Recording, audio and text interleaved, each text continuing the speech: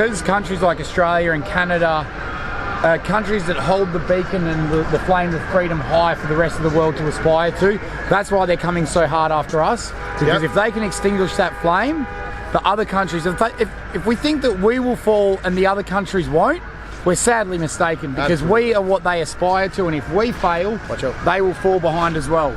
So, yeah, it's terrible. I'm in a situation where it's do or die now, because I can't sit my English test to get my permanent residency without a vaccine passport. Wow. And no problem.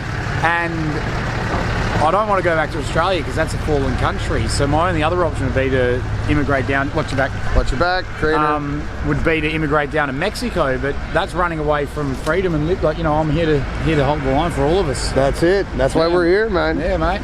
But we've been watching what's going on in Australia since the beginning of this whole thing. You guys got the boot put to you pretty quick. Yeah, well, the problem is we were stupid enough to give up our guns. Fair. That's why they did it, because they knew they were going to do this. They took our guns, so it would be easier to control. But we are standing up. You know, this truckers convoy is happening in Canberra as well, and I've heard rumours they're expecting up to 5 million people to rock up in Canberra on the weekend. Wow. Because Canberra is our capital, and it's right in between Melbourne and Sydney, our two biggest cities, and they've had it pretty hard as well as Western Australia. Well, Melbourne was the longest lockdown city in the world. Yeah. And we've had no numbers compared to other parts of the world. But so yeah, they're expecting a lot of people, and I'm hoping so, because some of the images I've seen come out of the protesting last weekend in Canberra, the police were being very heavy-handed to older people. You know, veterans being hit at a war memorial. You know, a mother being pushed over by the police in front of her kids. I mean, this to me is just unacceptable situation. So if Australians don't stand up now, I truly would say I'm ashamed to call myself an Australian, because it's time. It's time for the world to stand up, stand for humanity. Like they're saying we want to overthrow the government. No. We don't want to overthrow the government. We just want to show the government that you're a work dog that works for us, and it's like we've got a sheepdog like this dog over here.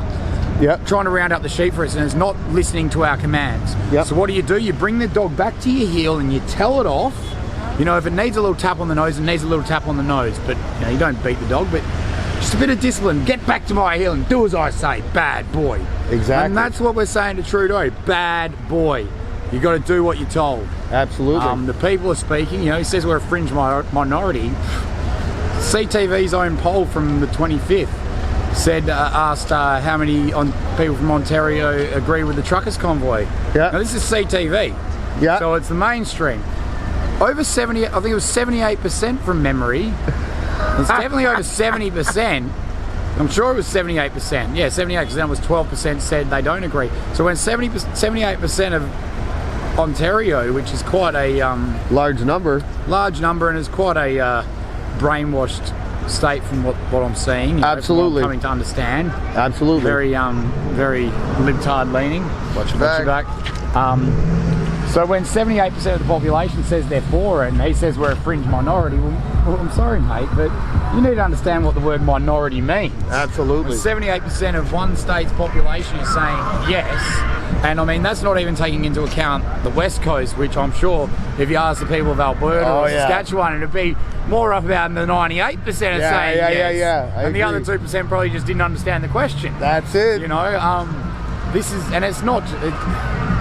I have this thing where I've been really thinking about it and delving into it, and I think even before COVID, humans have been living, like the human spirit has been living in a place of fear, anxiety, anger, all these negative emotions. Plato's cave, the allegory of the cave, man. Yep. And so now the great human soul and spirit has come together and awoken and said no more. We live in peace, we live in love, we live in harmony. You know, that's why we've got people dropping off food everywhere. If I ate all the food I was offered, I would be as fat as a whale. Absolutely. And even when I am taking some food, the people like trying to fill my plate, I'm like, look, I don't need all of that. That's it.